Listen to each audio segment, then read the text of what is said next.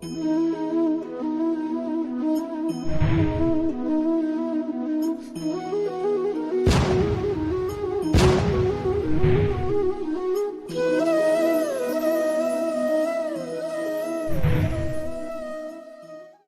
7 के बच्चे ध्यान देंगे। ये हाफ ईयरली के बाद जो आप लोगों का सिलेबस था, लेसन जो है कि 12 से अब आप लोगों का 11 तक हाफ ईयरली में आ गया। 12 से हम लोग आगे पढ़ेंगे। तो 12 जो आपका लेसन है वो क्लास 7 का वो सिंपल इंटरेस्ट है। तो सिंपल इंटरेस्ट होता क्या है, जिसको हिंदी में हम क्या कहते हैं, साधारण ब्याज कहते हैं। तो उसके बारे में हम लोगों को जो पहले बेसिक चीजें हैं उसको पहले हम लोग समझ रहे हैं कि होता क्या, कैसे हम इसको कैलकुलेट करते हैं। तो जैसे यहाँ पे सिंपल इंटरेस्ट के लिए पहले हमको प्रिंसिपल चाहिए। प्रिंसिपल ये होता है, इसको हम पी से डिनोट करते हैं। और प्रिंसिपल का मतलब होता है कि कोई भी अमाउंट, जैसे हम किसी को यदि कर्ज दे रहे हैं या किसी से उधार ले रहे हैं या हम बैंक से लोन लेते हैं, जो भी चीजें जितना पैसा हम मतलब एक रूप में, इकट्ठे रूप में, कलेक्शन के रूप में लेते हैं, वो हमारा क्या होता है, प्रिंसिपल होता है। उसी प्रिंसिपल पे जो है कि मूलधन जिसको हम कहते हैं, उसी मूलधन पे हमको ब्याज मिलता है। और उसी से रिलेटेड क्या रेट है आपका। रेट जैसे मान लीजिए बैंक से, सपोज करिए कि आपने बैंक से, हम लोग कुछ ले लेते हैं, लोन लिए। अब लोन लिए तो बैंक हमको एक रेट, एक फिक्स जो है रेट पे कि मतलब इतने प्रतिशत रेट पे आपको ब्याज भरना होगा बैंक में, ऐसा कुछ नियम बना के देता है। तो वो रेट हम लोग मान लेते हैं, इसको आर से प्रतिशत कहा जाता है। तो कहते हैं आर प्रतिशत दर से हमको कोई मतलब पैसा जितना लिया आर रेट से मिला, आर प्रतिशत से। टाइम कितने समय के लिए, टाइम पीरियड होता है कि आपको 5 साल, 4 साल, 3 साल के बाद लोन को क्या कहता है, पेड करना होता है बैंक में। तो मान लेते हैं हम लोग उसको क्या देता है, टी से। टाइम को हम टी से दिखाते हैं कि टी समय बाद हमको, अब टी समय मतलब 2 साल, 4 साल, 6 साल, जितने भी समय के लिए मतलब वहां पे आप लोन लेंगे बैंक से, वो आपका टाइम पीरियड होता है। अब हम लोग बात करते हैं सिंपल इंटरेस्ट। तो उसमें जो इंटरेस्ट बनता है, मतलब ब्याज, बैंक से आप जब पैसा लेते हैं तो आपको उसमें बताया जाता है, बैंक का कंडीशन होता है कि आपको इतने प्रतिशत ब्याज की दर से हर मंथली आपको पैसा इंस्टॉलमेंट में जमा करना होगा। तो वो जो मिलता है, मतलब कितना मतलब जमा करते हैं आप उसमें, उसके हिसाब जो इंटरेस्ट उसका आता है बैंक का, वो इंटरेस्ट वही क्या होता है, ब्याज होता है। तो ब्याज निकालने का फार्मूला आपके पास होता है, कैसे आप निकालेंगे। तो यस आई इक्वल टू, ये जो फार्मूला होता है, तो मान लीजिए आपकी जनरल चीजें हो गई। अब यस आई आप लोग निकालते हैं, शॉर्ट में इसको सिंपल इंटरेस्ट, यस आई, ये फार्मूला होता है P into R into T upon 100। ये आपको यस आई निकालने का फार्मूला है। अब जब आपका यस आई आ जाएगा, मतलब सिंपल इंटरेस्ट आ जाएगा, तब आप अमाउंट यहाँ से टोटल अमाउंट कितना देना पड़ेगा, अमाउंट आप कैलकुलेट कर सकते हैं। Amount equal to principal plus simple interest होता है, यानी जितना प्रिंसिपल आप पहले से लोन लिए हैं वो, और प्लस जो है कि जितना से इंटरेस्ट आया हमारा, उसको ऐड करके टोटल जो आता है अमाउंट, उसी को हम टोटल जो पैसा आता है, जिसको हम हिंदी में मेषधन कहते हैं, वो आपका क्या होता है, अमाउंट होता है। Amount equal to principal plus S I. तो ये चीजें आपकी हो गई सिंपल इंटरेस्ट का फार्मूले से। अब मान लीजिए आपको सिंपल इंटरेस्ट दिया है क्वेश्चन में, वहां से आपको अगर जो है कि प्रिंसिपल निकालना हो गया, टाइम निकालना हो गया, रेट निकालना हो गया, तो अलग अलग चीजों से इसी एक ही फार्मूले से आप अलग अलग चीजों को कैलकुलेट करने का फार्मूलेशन जो है डिराइव कर सकते हैं। जैसे मान लीजिए अगर आपको प्रिंसिपल निकालना है, प्रिंसिपल यहाँ से अगर आपको निकालना है, तो क्रॉस मल्टीप्लाई जब कर देंगे यहाँ पे, सपोज करिए आप यहाँ पे 1 हो जाएगा, तो अगर क्रॉस मल्टीप्लाई कर देंगे तो principal equal to S I into 100, S I into 100 upon R into T हो जाएगा। इस तरह से आप प्रिंसिपल कैलकुलेट कर सकते हैं। यदि मान लीजिए आपको रेट निकालना है, रेट इक्वल टू हो जाएगा yes I into 100 upon P into T हो जाएगा, प्रिंसिपल इंटू टाइम हो जाएगा। यदि आपको टाइम कैलकुलेट करना है तो यस आई इंटू 100 अपॉन, अब यहाँ पे टाइम निकालना है तो प्रिंसिपल इंटू रेट हो जाएगा। तो इस प्रकार आप ये जो है कि एक फार्मूले से, जो सिंपल इंटरेस्ट का फार्मूला, उसी से आप प्रिंसिपल का, रेट का, टाइम का, ये सभी फार्मूले आप इससे डिराइव कर सकते हैं। अब हम लोग इसी सभी पे, मतलब प्रिंसिपल, सिंपल इंटरेस्ट से, अमाउंट से, प्रिंसिपल, रेट, टाइम, सभी पे हम एक एक सवाल आप लोगों को बता देंगे।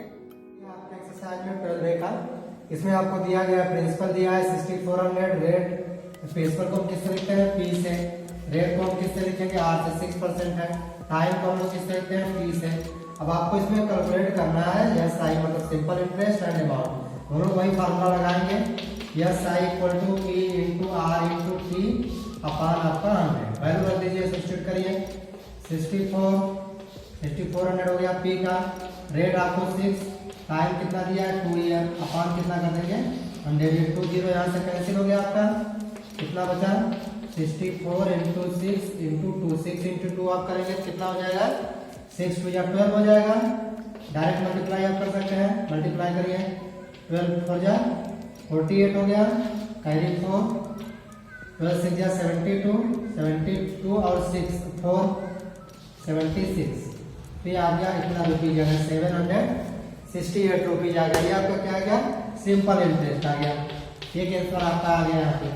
अब इसमें अमाउंट भी पूछा आपको, तो अमाउंट आप निकालेंगे तो अमाउंट में बताया गया प्रिंसिपल प्लस क्या करते हैं यस आई करते हैं।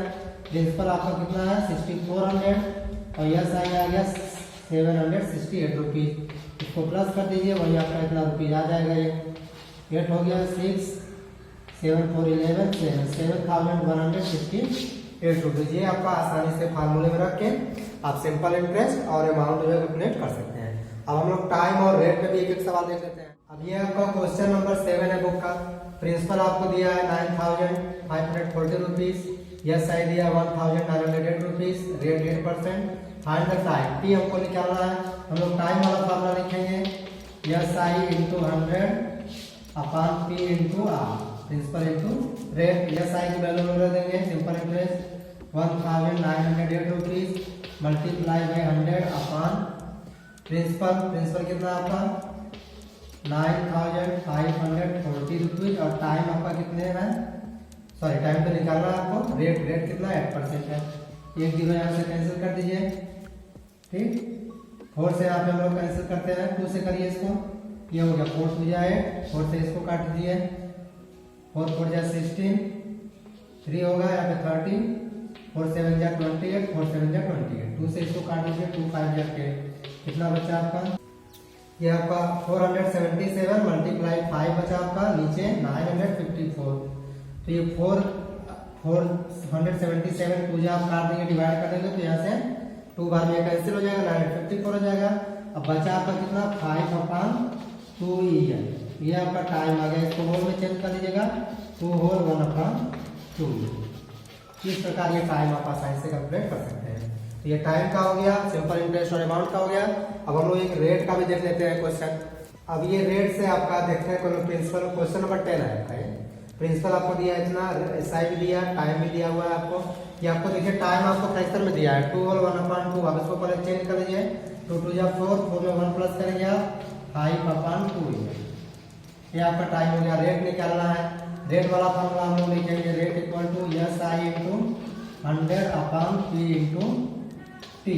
वैल्यू सब्स्टिट्यूट कर दीजिए इसमें, S I 975 into 100 upon principal आपका कितना है 5200 है मल्टीप्लाई बाई टाइम 5/2 है तो 5 क्या रहेगा अपान 2 होता है आपका, तो अपान 2 है, इसको आप ऊपर ले जा सकते हैं, तो सीधे आप डायरेक्ट भी इसको ले सकते हैं कि 5/2 है तो 2 को आप ऊपर कर दीजिए यहाँ पे, ठीक।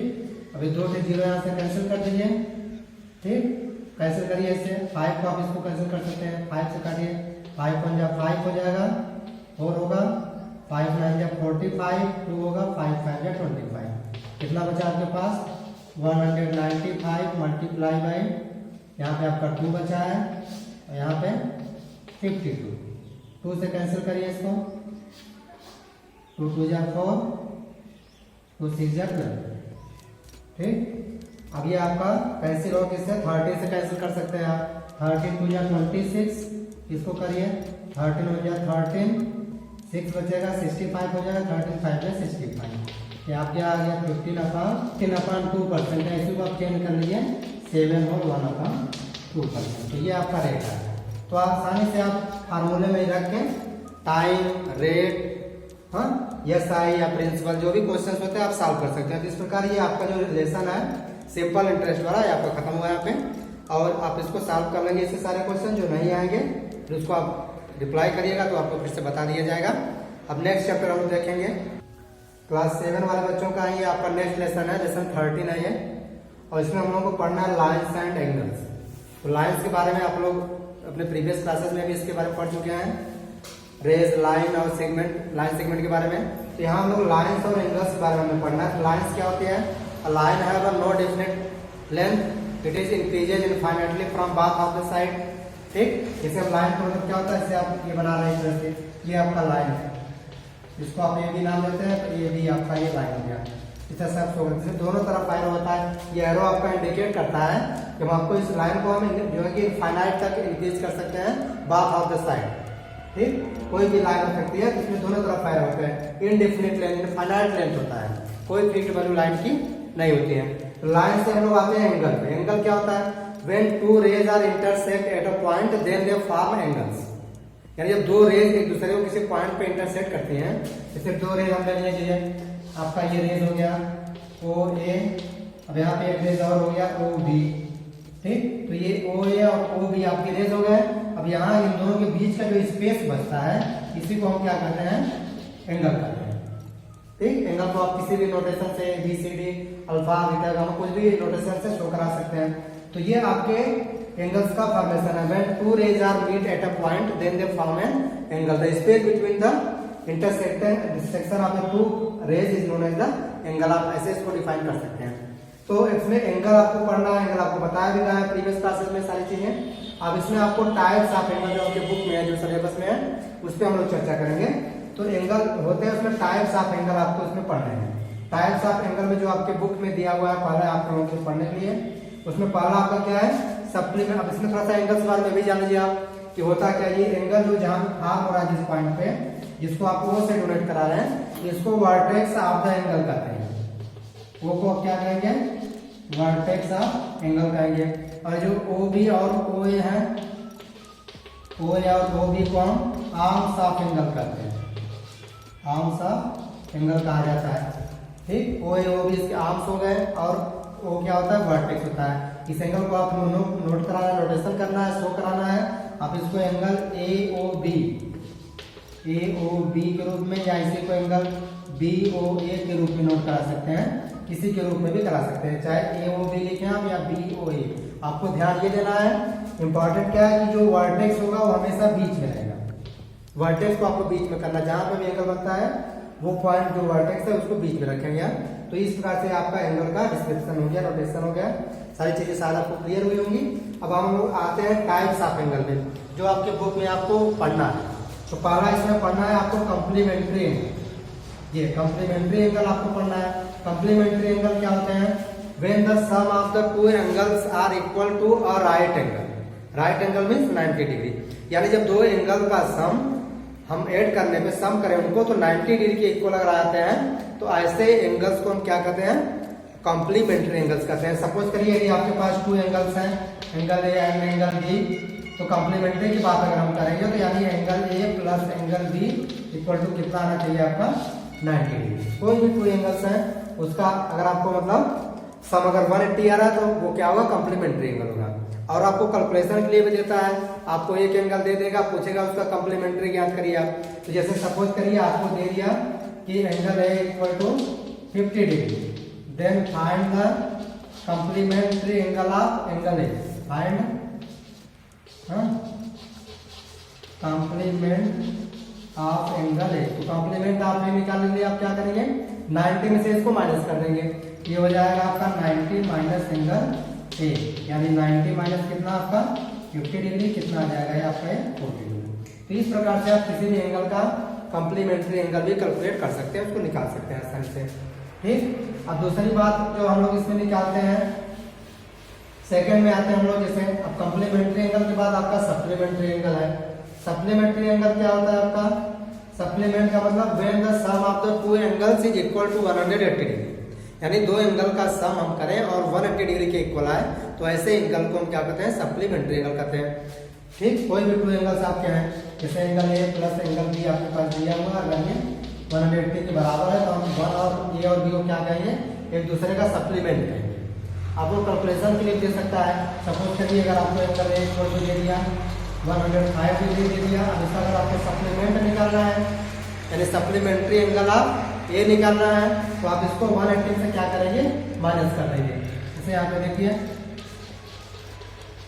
Supplementary angle of a, supplementary angle of a, तो इसको आप क्या करेंगे 180 माइनस 100 5 डिग्री कर देंगे, आप कितना आ जाएगा आपका 70।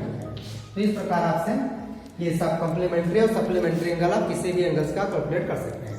ठीक, इसके बाद अगर हम लोग चर्चा करते हैं नेक्स्ट आपके जो टाइप्स ऑफ एंगल में आपका एडजेसेंट एंगल की हम बात करें। एडजेसेंट एंगल के बारे में थोड़ा ध्यान दीजिए आप लोग।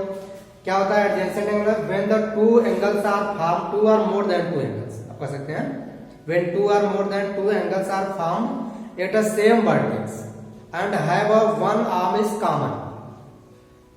एक ही पॉइंट पे दो या दो से अधिक एंगल बने, उसमें वन आर्म्स क्या हो कॉमन हो जाती है, तो ऐसे टाइप्स ऑफ एंगल को हम एडजेसेंट एंगल कहते हैं। फिगर से आप समझिए, जैसे आपका ये एक एंगल दिया हुआ है, मान लीजिए सपोज करिए आप ये आपका एंगल POQ हो गया आपके पास। अब यहाँ पे कोई एक दूसरी रेज दो OA हो गया, इसको ये इंटरसेक्ट कर रहे हैं एंगल को। अब यहाँ पे ये दो एंगल फॉर्म हो रहा है, ये एंगल हो गया आपका ये दोनों एंगल यानी एंगल ये Q है पॉइंट आपका POA और QOA, इनको हम क्या कहेंगे एडजेसेंट एंगल कहेंगे। एंगल POA अच्छा लगा तो लाइक कीजिए, चैनल को सब्सक्राइब कीजिए, शेयर कीजिए। Thank you. ये आपके क्या है एडजेसेंट एंगल है। अब इस एडजेसेंट एंगल में क्या बताया हम, कंडीशन क्या आपको कि उनका वर्टेक्स वन होना चाहिए, मतलब सिंगल वर्टेक्स होना चाहिए। तो ये एक ही वर्टेक्स पे दोनों एंगल बन रहे हैं। दूसरी बात क्या होना चाहिए कि वन आर्म उसमें कॉमन होना चाहिए। तो ये OA आपका दोनों में क्या है कॉमन आर्म्स है। कॉमन मतलब जो उभयनिष्ठ है आपका, जैसे आप एंगल APOA लेंगे तब भी OA आएगा आर्म्स इसमें आपका, आप एंगल QOA लेंगे तब भी उसमें आर्म्स OA आएगा। तो ये आपके क्या हो गए complement angle, sorry adjacent angle हो गए। जब एक ही वर्टेक्स पे टू एंगल बनते हैं और उनमें एक आर्म्स क्या होती है कॉमन होती है, ठीक है। तो ऐसे एंगल्स को हम क्या कहते हैं एडजेसेंट एंगल कहते हैं। इसी में अगला आपका जो नंबर है linear pair of the angles की बात करें हम। लीनियर पेयर ऑफ एंगल्स भी आपका एडजेसेंट एंगल ही होता है एक तरह का, समझने की कोशिश करिए आप। जैसे ये आपका कोई रेज हो गया OA हो गया रेज, ठीक। अब इसमें जो है कि कोई भी A भी आप समझ सपोज करिए, मान लीजिए B हो गया आपका। अब यहाँ पे कोई पॉइंट हम मान लीजिए O ले लिए, ठीक। O पे कोई एक रेज इस तरह से इसको इंटरसेक्ट कर रही है, C हो गया आप सपोज कर लीजिए C हो गया। तो ये OC जो इसको किसी पॉइंट पे इंटरसेक्ट कर रही है ये B को, यहाँ पे आपको टू एंगल्स फॉर्म हो रहे हैं, ठीक। सपोज करिए X हो गया और ये Y हो गया। तो ये जो आपके टू एंगल्स मतलब फॉर्म हो रहे हैं पेयर में बन रहे हैं एंगल X और Y। तो इन X और Y का सम जो होगा यानी X plus Y equal to अगर 180 डिग्री हो जाता है तो ये आपका क्या हो जाएगा linear pair of the angle हो जाता है। Linear pair angle of angles मतलब है when the sum of the two angle is a straight angle. Straight angle means 180 degree. तो ऐसे एंगल्स को हम क्या कहते हैं लीनियर पेयर कहते हैं। एकदम स्ट्रेट लाइन होती है, स्ट्रेट लाइन में बनते हैं इसको, इसलिए हम स्ट्रेट एंगल इनको कहते हैं। ये दोनों एंगल्स मिला के आपका कितना हो जाएगा 180 डिग्री। तो ऐसे एंगल्स को हम क्या कहते हैं linear pair of the angles कहते हैं। नेक्स्ट आपका जो है वर्टिकली अपोजिट एंगल की बात अगर हम कर लेते हैं। वर्टिकली अपोजिट एंगल्स क्या होते हैं when the two lines are intersect each other then they form the two pair of the opposite intersecting opposite angles. Suppose करिए आपके पास टू लाइंस हो गया, ठीक, यल हो गया और यम हो गया। ये टू लाइंस हैं जो आपके इंटरसेक्टिंग लाइंस हैं। यहाँ पे फोर एंगल्स फॉर्म हो रहे हैं आपके। सपोज करिए एंगल आपका ये 1 हो गया, ये एंगल 2 हो गया, एंगल 3 और एंगल 4। ये वर्टेक्स यहाँ पे कट कर रहा है, हम मान लेते हैं पॉइंट हो गया आपका। तो O पे ये दोनों लाइन यल और यम आपकी इंटरसेक्टिंग लाइन हो गई। अब इसमें 4 एंगल्स बन रहे हैं 1 2 3 4। इसमें opposite angle vertically opposite angle का मतलब हमसे है कि जो आमने सामने के सम्मुख एंगल शीर्षाभिमुख कोण जिसको हिंदी में हम लोग कहते हैं, तो उसको 1 जो है 3 के इक्वल हो जाएगा, यानी एंगल 1 इक्वल टू हो जाएगा एंगल 3। और 2 के अपोजिट में क्या है 4 है, तो एंगल 2 इक्वल टू क्या हो जाएगा एंगल 4 हो जाएगा। ये 2 पेयर आपके वर्टिकली अपोजिट एंगल से बनेंगे। कोई भी 2 लाइन जब इंटरसेक्ट करती है तो वहां पे 2 पेयर ऑफ इंटरसेक्टिंग लाइंस बनते हैं, ठीक है, जो सामने आमने कोण आमने सामने कोण होते हैं जिसको कहते हैं। एंगल 2 एंगल 4 का वर्टिकली अपोजिट हो जाएगा और एंगल 1 जो है एंगल 3 का वर्टिकली अपोजिट एंगल होगा। और ये आपस में वर्टिकली अपोजिट एंगल्स का जो पेयर होता है वो इक्वल होता है। सपोज करिए अगर ये आपका जो है कि 120 डिग्री है तो 30 भी 120 डिग्री ही होगा, ठीक। तो वर्टिकली अपोजिट एंगल्स आपस में क्या होते हैं बराबर होते हैं। तो ये आपका पूरा डिस्क्रिप्शन जितने भी चीजें आपको पढ़नी थी इस चैप्टर में ये सारी चीजें हमने बता दिया है। 1-2 क्वेश्चन हम आपको उसको करवा दे रहे हैं, इसके बाद आप आसानी से पूरा एक्सरसाइज कर लेंगे इसको। तो ये आपका एक्सरसाइज से आपके दो क्वेश्चन हमने लिए हैं, क्वेश्चन नंबर 6 और क्वेश्चन नंबर 9। बाकी आपके उसके पहले वाले कॉम्प्लीमेंट्री सप्लीमेंट्री ये सब बताना है, आप आसानी से कर लेंगे। जो भी चीजें आपको समझाएंगे उसके आधार पे अब ये दो क्वेश्चन आपको ये दिया है, एक सीधा लाइन है ए बी, उस पर इंटरसेक्टिंग लाइन जो है यहाँ पे है सी पे इंटरसेक्ट करेंगे इसको, तो आपको ये x की वैल्यू फाइंड करना है। इसमें ये एंगल आपको दिया है 64 और ये आपको x का वैल्यू फाइंड करना है। तो आप इसको आसानी से देख के बता सकते हैं। ये 6 का सोल्यूशन आपको मैं बता दे रहा है कि आप जैसे हम कभी लीनियर पेयर हम लोग पढ़ेंगे। लीनियर पेयर में क्या था, स्ट्रेट लाइन थी, उसमें एक एंगल बनता था और दोनों एंगल का सम कितना होता था, 180 डिग्री। उसी फॉर्मूले से हम लोग करेंगे। तो यहाँ पे देखिए आप angle x plus 64 equal to 180 degree आप यहाँ पे लिख दीजिए लीनियर पेयर ऑफ एंगल।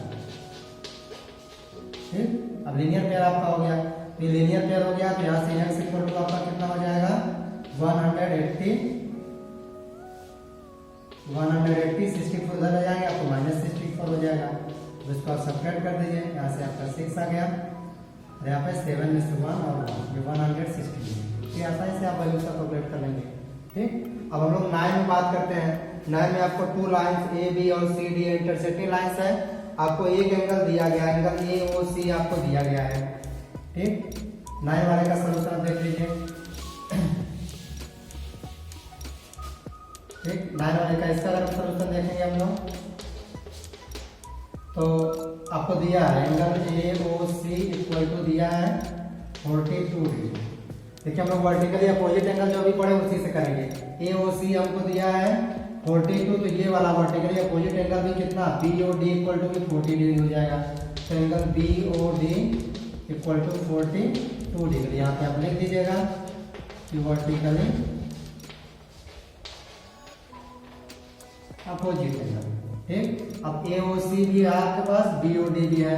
अब हमको निकालना क्या है इसमें, देखिए बी ओ डी हो गया आपका, ए ओ डी निकालना है। ए ओ डी मतलब ये देखिए ये आपका लीनियर पेयर हो जाएगा। आप यहाँ से यहाँ तक पूरा मिला देंगे तो ये लीनियर पेयर हो जाएगा आपका, यानी angle A O C plus A O D मिला के 180 हो जाएगा। सेकेंड वाला हम लोग कैलकुलेट करेंगे, angle A O C plus angle A O D equal to 180 degree. क्या हो जाएगा आपका ये लीनियर पेयर आप एंगल हो गया।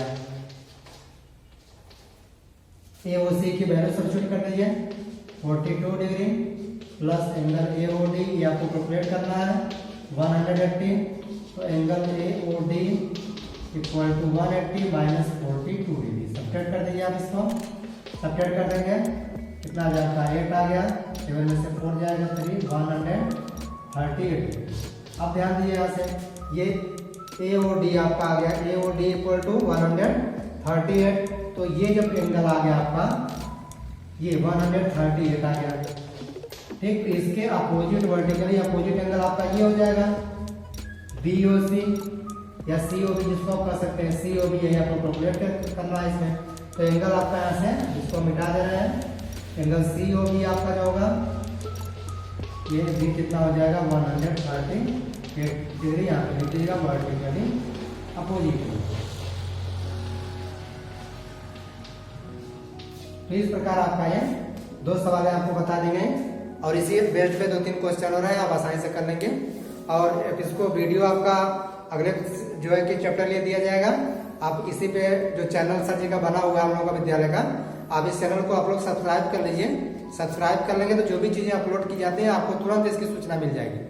तो आप इसको जो है कि सब्सक्राइब नीचे लिखा रहता है, उसको आप करके उसमें बेल आइकन रहता है, उस पर आप क्लिक कर देंगे तो आपका चैनल सब्सक्राइब हो जाएगा। विद्यालय का चैनल है और आसानी से आपको सारे नोटिफिकेशन जो भी वीडियो पढ़ाई संबंधित सारी चीजें आपको कई क्लासेस की डाली जाती है, सारी चीजें आपको लोगों को समय से अवेलेबल हो जाएंगी जो है।